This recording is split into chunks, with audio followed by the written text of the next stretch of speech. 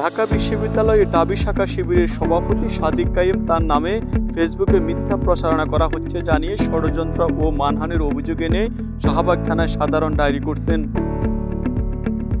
শুক্রবার 4 অক্টোবর শাহবাগ থানায় জিডি করে দ্রুত ব্যবস্থা নেওয়ার আহ্বান জানান তিনি। সাধারণ ডায়েরিতে তিনি বলেন, গতকাল বৃহস্পতিবার সন্ধ্যা 6টার দিকে অপরাজয়ে ঢাকা বিশ্ববিদ্যালয় নামে একটি ফেসবুক গ্রুপে দৈনিক প্রথম আলোর টেমপ্লেট ব্যবহার করে আমাকে কোট করে একটি কার্ড পোস্ট করা হয়, যেখানে লেখা আছে, শিবিরে পর্যন্ত যাদের রক কেটেছে তারা কেউ ইমানদার ছিল না। ইসলামী ছাত্র শিবির ঢাকা বিশ্ববিদ্যালয় শাখার সভাপতি সাদিক কায়েম। তিনি আরও বলেন, এটি স্পষ্ট মিথ্যাচার ও ষড়যন্ত্রমূলক পোস্ট।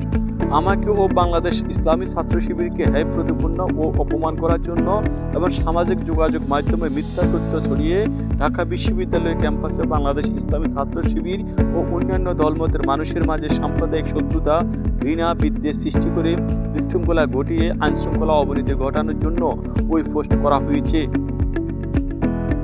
পোস্টটি অ্যানিমেশন করা হয়েছে এবং পোস্টকারী ওই গ্রুপের অ্যাডমিনদের পরিচিত। আমার জানমাল ও সম্মানের ক্ষতি করার জন্য এরূপ মিথ্যা প্রচার চালানো হচ্ছে। বিষয়টি সাধারণ ডায়েরিভুক্ত করে যথাযথ পদক্ষেপ নিতে আবেদন জানান তিনি।